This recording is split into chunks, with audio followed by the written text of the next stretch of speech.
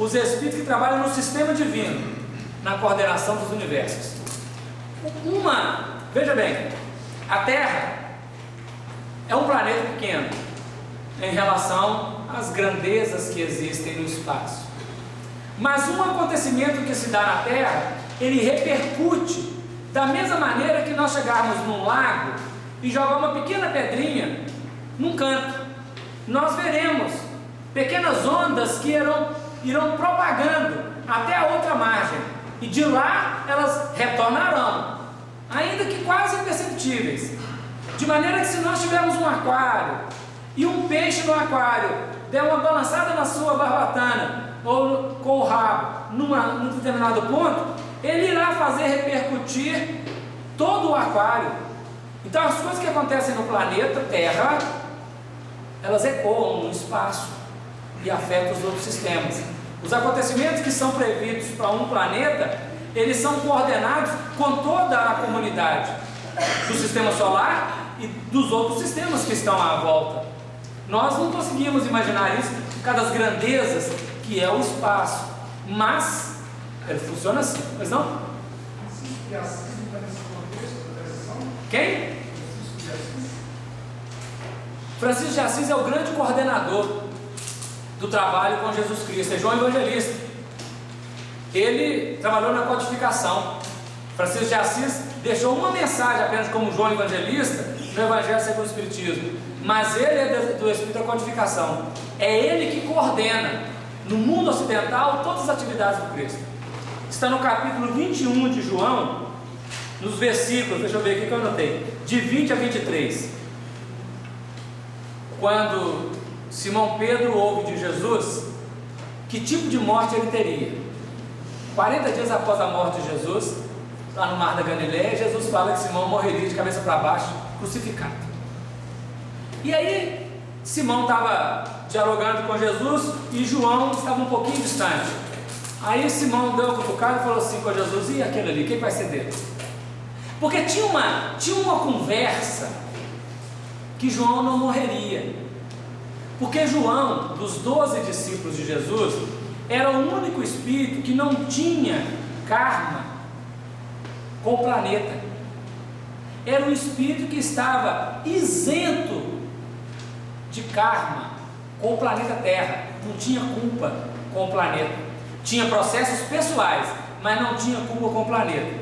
João, antes de ser João, ele foi Daniel, o profeta Daniel. O livro Profeta Daniel é importante para compreender o Apocalipse. Antes de ser Daniel, ele foi o profeta Samuel, o pai dos profetas, o que estabeleceu o profetismo hebraico. Antes de ser Samuel, João foi Isaac. Isaac é um filho de Abraão. Abraão estava velho e tinha um filho com a empregada de Sara, Agar, chamado Ismael, que hoje é o guia espiritual do Brasil. Quando Abraão tinha 99 anos, 3 anjos visitaram ele e Sara e falaram assim com ele: Sara vai engravidar e vai ter um filho. Ele estava velho, já isso não vai acontecer não, pensaram, né? Sara e ele. Mas no 100º ano de Abraão nasceu Isaac. 99º para o 100º nasceu Isaac. Era João, primeira encarnação dele, descendente do segundo filho de Abraão. O segundo filho de Abraão e o primeiro com Sara, que era mulher. Agar era empregada. Quando Isaac estava jovem, o Senhor Deus falou assim com Abraão: Abraão, estou com saudade do meu filho Isaac, estou querendo ele de volta aqui no céu. Para voltar para o céu tem que morrer. O menino era novo, não ia morrer. Então você vai lá e vai matar seu filho, vai sacrificá-lo para mim. E Abraão foi e falou assim: Isaac, vamos fazer um sacrifício para Deus? Isaac falou: vamos, papai. Aí pegaram tudo, né? Pegaram a lenha, a faca para imolar o cordeiro, pegaram o isqueiro para acender a lenha, tudo. E está subindo o morro. Tinha isqueiro, não era pedra, né? Pedra cristal. Está subindo o morro. É um monte que tem de frente ao templo de Jerusalém. Aí ela começou a subir o morro, o menino tinha 7 anos. Ele falou: "Ô papai, cadê o cordeirinho para a gente sacrificar para Deus?" Abraão deu um nó na garganta e falou assim: "Deus proverá, meu filho." Andou mais um pouquinho, o menino de 7 anos não vai perguntar, né? "Papai, nós vamos sacrificar para Deus, mas cadê o carneirinho? Cadê o cordeiro?" E o pai falou: Deus vai prover, Deus proverá, Deus ajuda. E foi para ele chegar lá em cima. Aí Isaac falou: "Papai, nós estamos aqui, está tudo preparado, vai imolar o cordeirinho." Eu não vi o cordeirinho até agora. Aí Abraão falou assim: "Olha, meu filho, você vai ser o cordeirinho, Deus quer você de volta." Sabe o que Isaac fez? Ele falou assim: "Então faça a vontade de Deus." Entregou a mão para ser amarrado. Aí Abraão amarrou, pôs ele no altar e levantou a faca. Aqui, ó, igual mata boi. Na roça matava boi assim, na nuca. E quando Abraão foi descer a faca, o anjo segurou a mão dele e falou: "Não precisa não.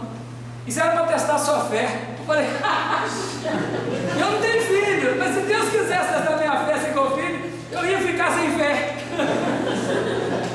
Só Abraão mesmo para ter um processo desse. Nós vamos ver quem é Abraão depois. Eu vou falar quem é Abraão. Vou contar a história do Abraão, não deixa eu esquecer não. Mas esse é o João. Então é Isaac, Samuel, Daniel, João, Francisco de Assis, o grande trabalhador do Cristo no mundo ocidental. E que alguns dizem, mas nós não podemos comprovar isso não, que foi o Akenaton lá no Egito. Mas o Akenaton tem controvérsia, que outros dizem que foi o Juscelino Kubitschek. Então, como eu não conheço a história do Akenaton, não posso dizer. Mas tem um grande trabalho, esse espírito fez um grande trabalho com o Cristo. Ele não tem karma planetário, não é espírito exilado de Capela, é um espírito que veio de Sírios com a equipe de Maria, coordenar as atividades no planeta com Jesus. Você não tem porque era de fora, né? Ele não tem porque era de outro planeta. Não, e nas vivências dele aqui, ele não cometeu nenhum crime para gerar karma planetário, nenhum. Como Daniel, como Samuel, ele não fez nenhum crime. Mas ele tinha karma lá em Sírio? Não, ele já era espírito, já tinha resolvido os problemas dele planetário, tá? Quando ele estava em Sírios, quando Jesus chamou para o trabalho aqui na Terra. Ele, Maria, José, a equipe toda de Maria. Tem alguma informação que ele seria também Eurípides Barçanufo? Não, Eurípides Barçanufo é da equipe de João Evangelista, mas não é ele. Isso correu um tempo realmente, muita gente falou sobre isso, mas ele não reencarnou depois de Francisco de Assis, não reencarnou. Espírito dessa natureza demora mais de 1000 anos para encarnar, né? Francisco nasceu em 1182, mas não é o Eurípides. Eurípides foi o franciscano, foi da turma do Francisco de Assis, realmente. Por isso ele foi confundido. Nós lemos muita coisa no passado, mas os historiadores falam. Como é que é? Leônidas, né? Né? Pois é, eu não sei quem foi ele. Né? Afonso já voltou para Síria ou continua aqui com a gente? Não, ele continua aqui. Aí eu ia contar. Quando Simão Pedro perguntou assim: "Deus, o que vai ser?" Aí Jesus falou assim: "Se eu quero que ele fique até que eu venha, quem te importa a ti? Segue-me tu." Eu quero que ele fique até que eu volte, até que eu venha. A segunda vinda do Cristo. Então correu um boato que João não ia morrer. Não, Jesus disse que eu quero que ele fique até que eu venha. Isso não importa para vocês não, faça o trabalho. Porque João era muito mais avançado espiritualmente do que Simão Pedro. Simão era o coordenador das atividades da igreja, mas João era o fluxo divino na igreja, entendeu? Um coordena a atividade, o outro é o fluxo de energia. João e Pedro. Então, já que eu falei de João, tem que falar de Pedro. Pedro, antes de ser Pedro, foi Salomão, o rei Salomão. Antes de ser, e aí eu não tenho todos eles, né, então eu vou só dizer os que eu sei. Antes de ser Salomão, Pedro foi Abraão, o pai de Isaac. Se Isaac foi João, Pedro foi Abraão. Abraão, depois Salomão, depois Pedro. Aí ele morreu e nasceu como Pátios, aquele rapaz que incorporou o Espírito do Cristo para falar com Francisco. É Pedro.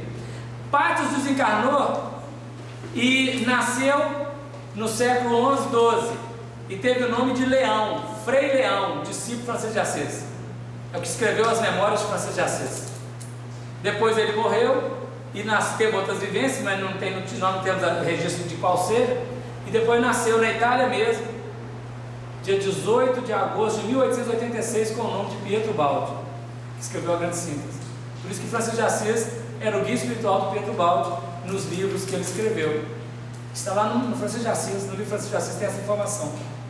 Mas aí não fala que Pátios foi Pedro. Nós estamos fazendo por causa das nossas anotações, porque quando Pedro vai vir para cá, muitos disseram, né, o próprio Tavares e o próprio Chico confirmou que ele tinha sido Simão Pedro. Então é o processo dos trabalhadores do Cristo que estão nesse grande empreendimento da vida. Tem umas histórias interessantes de Frei Leão, nós vamos contar depois. Não vai dar para contar tudo hoje, né? O tempo não ajuda, né? O tempo ajuda, nós é que às vezes somos prolixos, não é mesmo? A noite está só começando, né? Da do Sete Espírito.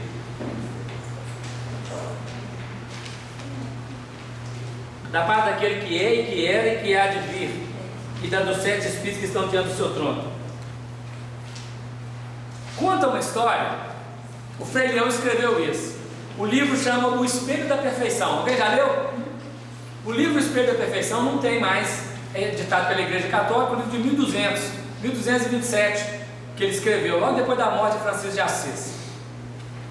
O Frei Leão escreveu lá um dia, no capítulo 65, que Francisco de Assis tinha ido orar. Chegou na igreja e começou a orar. E a prece dele não durava 5 minutos não, durava horas. Deitou de braço aberto em frente ao altar e começou a orar. Aí o almoço ficou pronto. O cozinheiro falou assim para o Frei Pacífico: Pacífico, vai lá na igreja, chama Francisco para o almoço. Aí Pacífico foi. Chegou lá, Francisco estava orando. Aí ele falou: o que eu faço? Eu acordo o santo ou não acordo? Ele falou: vou esperar. Aí sentou no cantinho assim, estava esperando. E o Frei orando. Aí ele olhou, daí a pouco ele cochilou. Ele cochilou e foi arrebatado ao céu, desdobrou e foi levado ao mundo espiritual superior. Aí quando ele chegou no céu, ele olhou assim e viu um trono. E ao redor do trono, 24 tronos menores, cheio de cadeira, tudo cheio. O trono central tinha o ancião de dias, e nos outros tronos 23 cadeiras cheias. Mas é igual a gente, né? Ele olhou, a cadeira estava vazia. Ele não quis ver os outros santos que estavam lá não. Ele falou: mas que cadeira vazia é essa aqui no céu? Pensou. Aí uma voz falou assim para ele, está lá no livro Espelho da Perfeição, está na internet. Essa cadeira pertenceu ao anjo Lúcifer, mas ela vai ser preenchida já, porque Lúcifer vai voltar para a terra. Ele chama Francisco. Ele tomou um susto e voltou para o corpo com um raio, igual a gente quando acorda que é sonho perigoso, né? Que a gente acorda assustado. No que ele voltou para o corpo, Francisco de Assis estava voltando das preces.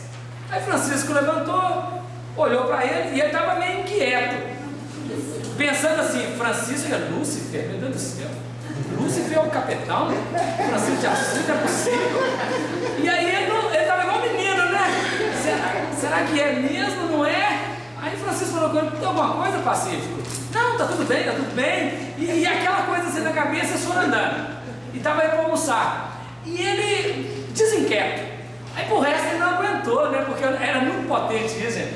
Ele foi, virou e falou assim: Pai Francisco, chamava de pai. Pai Francisco, o que é que você diz de você mesmo? Olha que pergunta, antes do almoço. O que é que ele não aguentou guardar o negócio? O que é que você diz de você mesmo? Aí Francisco olhou para ele, olhou no olho e falou assim: eu tenho para mim que eu sou o maior pecador do planeta. Quando Francisco falou isso, a voz gritou no ouvido dele: viu? Isso é que você tem a certeza de que ele é o Lúcifer.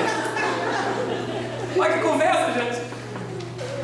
Francisco de Assis, poucos anos depois disso, morreu e voltou a ocupar a cadeira que ele tinha perdido quando ele desencarnou, quando ele fugiu do céu, né? Lúcifer somos todos nós já estudamos isso aqui. Ele estava ocupando a dele, a nossa está nos esperando lá, porque nós também somos Lúcifers. Lúcifer quer dizer portador de luz, é aquele anjo rebelde. Todos que fugiram do céu, não foi um só não, é todo mundo que está, né?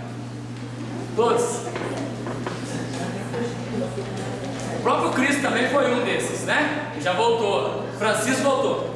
Quando Francisco de Assis subiu ao Monte Alverne, poucos dias depois disso, né? Não foi anos, não, poucos dias, Francisco de Assis falou com o Frei Leão assim: Frei Leão, eu vou orar, você não chega perto não, e nem fica olhando. 20 metros de distância, de um monte de moita, Francisco foi lá orar no monte e falou com o Frei Leão: fica aqui, orando também, e olha, não olha o que está acontecendo lá não, faz nada. Francisco de Assis começou a orar, e ele foi orando, era escuro, deu uma claridade, o Frei Leão não aguentou, né? Ele parou a pressa dele, abriu o mato e está de olho, e estava que olhava lá, e o Francisco foi olhando, uma claridade, luz pura, e ele viu o Francisco de Assis abrindo os braços, e viu o Cristo vindo, porque o Frei Leão tinha uma mediunidade incrível, e o Cristo veio e abraçou o Francisco de Assis, abraçou não, braço, mão com mão, peito com peito, olho com olho, e passou através do Francisco de Assis, e furou o Francisco de Assis inteiro, furou as mãos, furou o peito, furou tudo, os estigmas do Cristo. Aí apagou a luz, só Francisco gemia. Frei Leão correu, ele estava todo ensanguentado, machucado, pegou, fez as esparadrapos dele e levou para a casinha. Ele ficou em delírio alguns dias e morreu, voltou a ocupar a cadeira dele lá no trono que está faltando. Então aqui tem um trono, e dos 7 espíritos que estão diante do seu trono, João ainda não tinha ocupado a cadeira lá não, ele ocupou só como Francisco de Assis, ele está só dando notícia, a cadeira dele estava vazia, né? Também continua, e da parte de Jesus Cristo, que é a fiel testemunha, o primogênito dentre os mortos, e o príncipe dos reis da terra, aquele que nos amou, a tradução correta, aquele que nos ama, é no presente, sempre, aquele que nos ama, e em seu sangue nos lavou dos nossos pecados. Jesus Cristo é fiel testemunha, o primogênito dos mortos. Morto é toda a condição de espírito que saiu do sistema de Deus e caiu na matéria. Todos os espíritos que vibram na faixa da matéria caíram do céu, deixaram o trono deles lá. Está registrado na carta de Simão Pedro, na segunda carta, no capítulo 2, no versículo 4. Isso está também registrado na carta de Judas, só tem um capítulo, versículo 6. E isso também está registrado em Isaías, capítulo 14, versículo 12. E isso também está registrado no Apocalipse 22, 16. Se alguém quiser depois pesquisar, né, as informações dessa morte, nós vamos no tempo adequado ler todas elas, né? Todas elas. Então, Isaías 14, 12, conjugando com Apocalipse 22, 16. Segunda carta de Pedro, capítulo 2, versículo 4, e a carta de Judas, capítulo 1, versículo 6. Esse material para pesquisar. Primogênito dos mortos. Jesus, em relação a nós, é o primeiro que voltou para Deus. E Ele está nos ensinando a voltar para Deus. Está nos ensinando a retornar à casa paterna. Aquele que nos ama e em seu sangue nos lavou dos nossos pecados. Primogênito é o primeiro, líder. O sangue é a exemplificação, vivência, o sacrifício que Ele teve, não só o sacrifício da cruz, mas de vir ter conosco, de viver conosco 30 e poucos anos, padecer toda a série de injúria que fizemos com Ele, para nos dar o recado de como devemos fazer para nos libertar dos nossos erros. Somente com o ensinamento dele que nós conseguiremos. Deu o direito de nos redimir, de nos reconduzir para Deus. Mortos é a queda na matéria, a prisão na matéria. Olha o que está escrito no Isaías 14:12. Isaías 14:12. O processo, gente, é complexo, né? Esforço de leitura. Mas vai voltar, porque nós temos coisa para falar dele. Como caíste do céu, ó estrela da manhã, filha da alva, como foste lançado por terra, tu que debilitava as nações. Exclamação. Como caíste do céu, ó estrela da manhã. Capítulo 22 do Apocalipse, versículo 16, está escrito assim: eu, Jesus, enviei o meu anjo para vos testificar estas coisas nas igrejas. 2 pontos. Eu sou a raiz e a geração de Davi. Eu sou a resplandecente estrela da manhã. As traduções costumam mudar. A Igreja Católica traduzia aqui no Isaías por Lúcifer. Como caísse do céu, ó Lúcifer. E no Apocalipse traduzia por estrela da manhã. O protestantismo, por João Ferreira de Almeida, traduz os dois por estrela da manhã. Cada tradutor ele busca fazer um arranjo, mas a tradução correta é: a estrela da manhã caiu e ele é a estrela da manhã. É o que nós estamos dizendo. E lá no Pedro e Judas é a mesma coisa. Isso é a morte, é a queda na matéria. A redenção nossa é sair da matéria como espírito puro, sem o apoio da matéria, sem a sustentação da matéria, vivendo como espírito puro. Isso para nós por enquanto é inconcebível, mas nós precisamos aprender. No Salmo 68:18, Davi escreve assim dele, do Cristo: tu subistes ao alto, levaste cativo o cativeiro e deste dons aos homens. Subiu ao alto, você faz as alturas, e levou cativo o cativeiro. O cativeiro é a matéria, agora está cativo, porque ele é puro espírito. E nós também precisamos levar cativo o cativeiro, mas por enquanto nós estamos prisioneiros da matéria. Mas vamos continuar aqui, versículo 6. E nos fez reis e sacerdotes para Deus, seu Pai. A Ele glória e poder para todos sempre. Amém. Reis e sacerdotes. O rei representa a liderança do povo no sistema da organização coletiva. E o sacerdote representa a liderança do povo do ponto de vista religioso. É a organização aqui do Estado civil com o Estado religioso. É a organização do ponto civil que define a sabedoria, o intelecto, a ciência, a filosofia, e a religião que representa o amor, as duas asas que conduzirão o espírito humano para Deus. Reis e sacerdotes, todos nós precisamos ser. Rei, porque eu preciso coordenar a minha vida no ponto de vista humano, de cidadão, do ponto de vista civil, numa história real, concreta, com sinceridade, na horizontal da inteligência.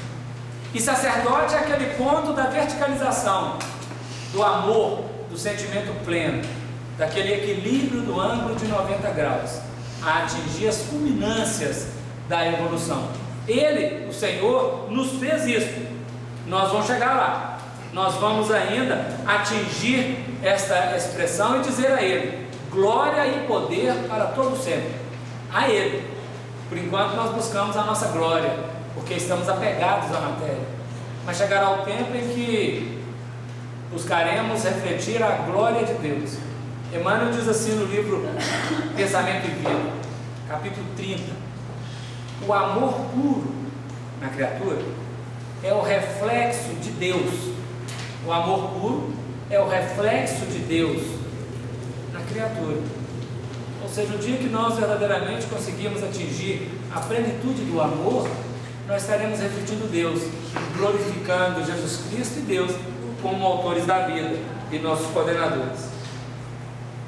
Eis que vem com as nuvens, e todo olho o verá, até mesmo os que os traspassaram, né? E todas as tribos da terra se lamentarão sobre ele. Sim, amém. Nós vimos naqueles conceitos que nuvem é uma fonte potencial, é a chuva potencial, que vem com o tempo adequado. A nuvem anuncia uma chuva.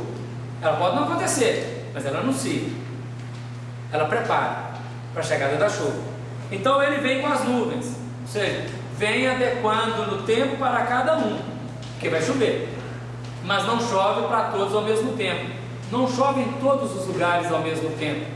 A nuvem, ela antecipa, mas não chove em todos, de maneira que cada um de nós vai descobrindo no tempo adequado.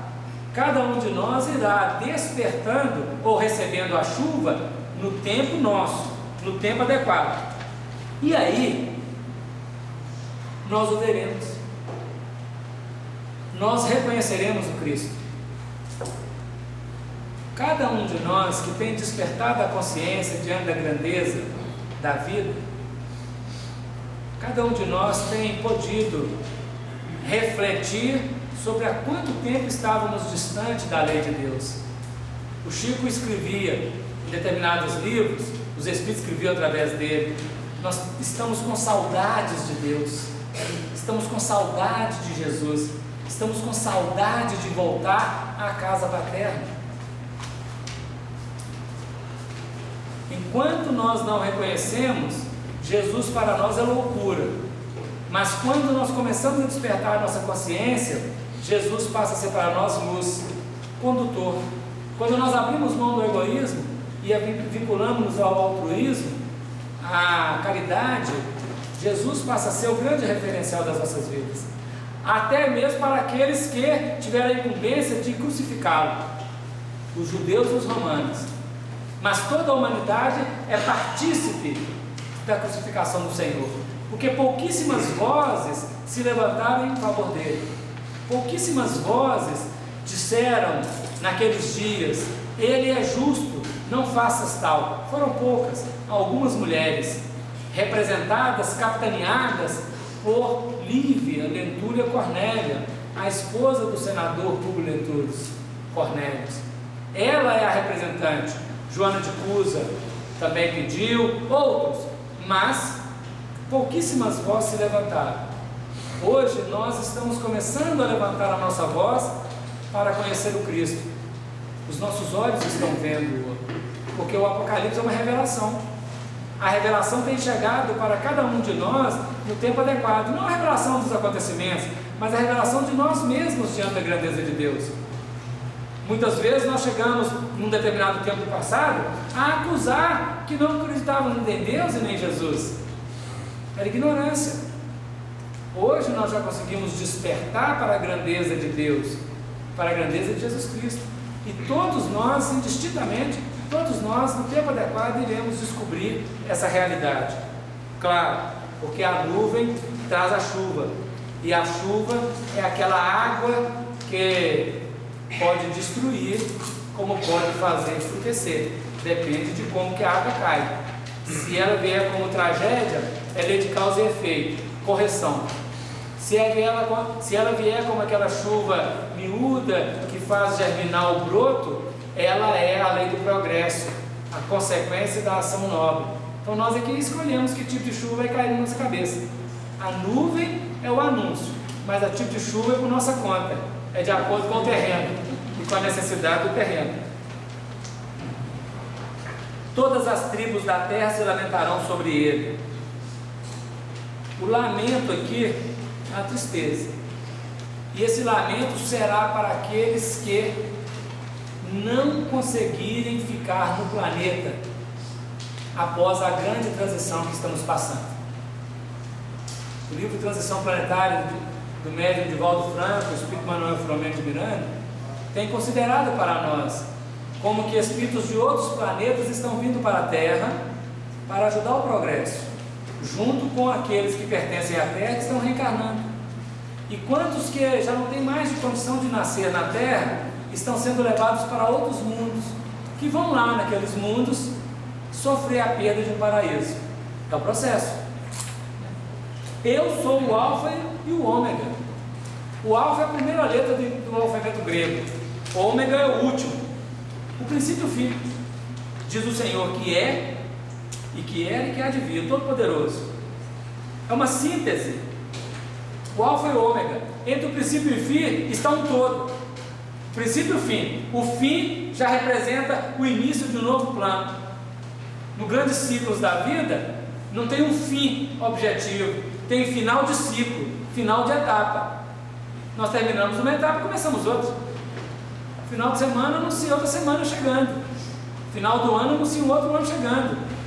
O final de alguma coisa representa que tem outra começando. Então o alfa e o ômega definindo um todo, num período, que abre para outros. Eu, João, e aí que está o sentido da eternidade, nós já falando dele.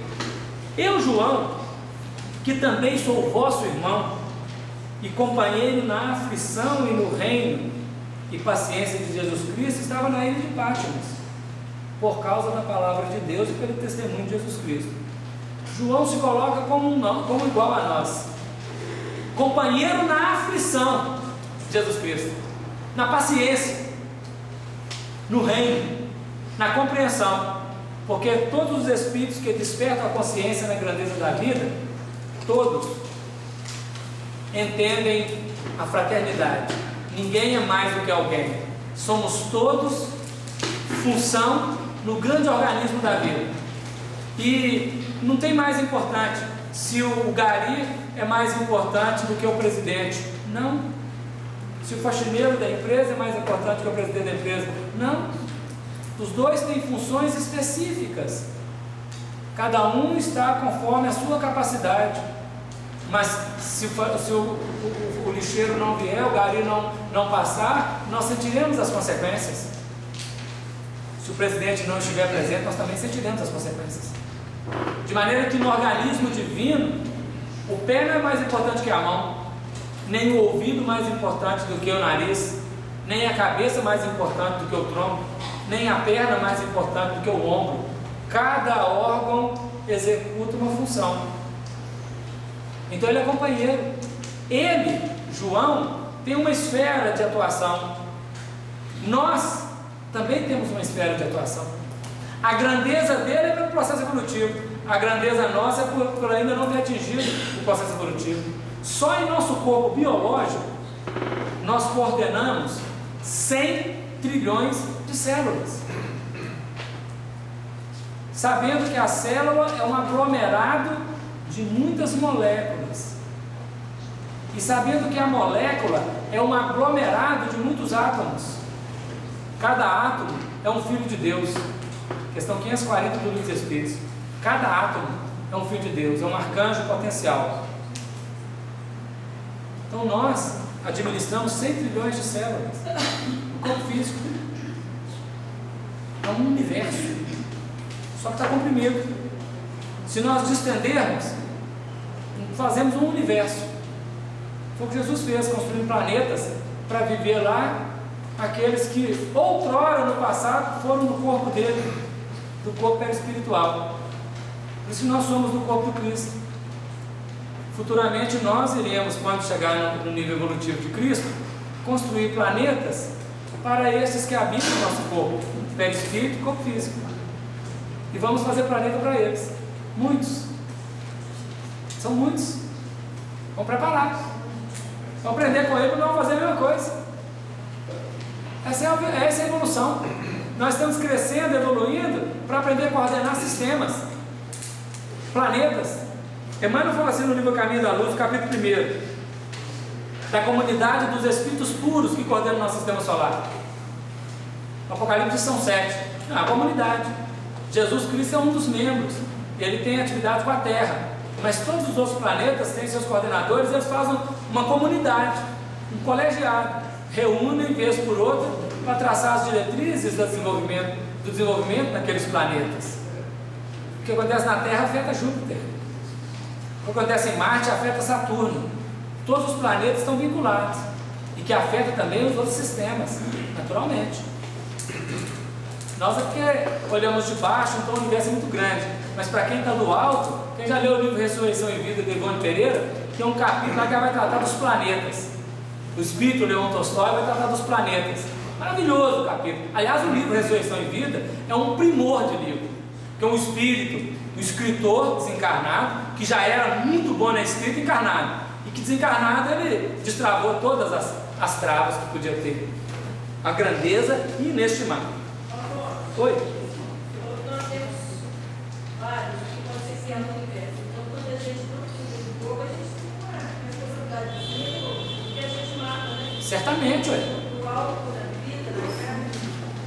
Todo o excesso, ele vai ficar um espírito piorado. Quando a gente for lá para educá-lo no planeta, vai ser mais complicado. Não é?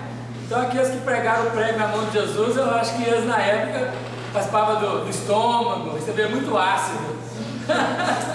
Numa evolução que não existe mais, né? O planeta que Jesus evoluiu nem existe mais, né? Ele tem mais de 5 bilhões de anos, que já é Cristo. Então o planeta que ele evoluiu não existe mais no universo, não, já desintegrou. Mas ele também fez evolução igual a nós, né? Afonso, depois de Cristo, vai para Cristo é a última etapa, Maria, viu? Cristo é para o reino de Deus. Cristo é a última etapa, integração plena com o Criador, né? Cristo é a última etapa, porque diz o livro dos Espíritos que o progresso é quase infinito. O progresso não é infinito, o progresso é quase infinito, ou seja, ele tem fim. Quando nós voltarmos para Deus plenamente, cessa o processo evolutivo. Aí é só a vivência da felicidade plena. Agora, o que é felicidade plena? Nossa Senhora, a gente não sabe dizer, tá? É muito grande essa questão da felicidade plena para nós. Afonso, mas Jesus ainda está evoluindo, né? Não, ele já atingiu supremo grau, né? Como Jesus, ele terminou a etapa dele plenamente. Chamando. Eu fui arrebatado no Espírito no dia do Senhor, e ouvi de trás de mim uma grande voz como de trombeta. Aí está começando a contar como que foi o processo. Arrebatado, desdobramento, foi tirado do corpo. E ele ouviu atrás dele uma voz. Esse sentido, está atrás de mim, eu não tomei consciência dela ainda.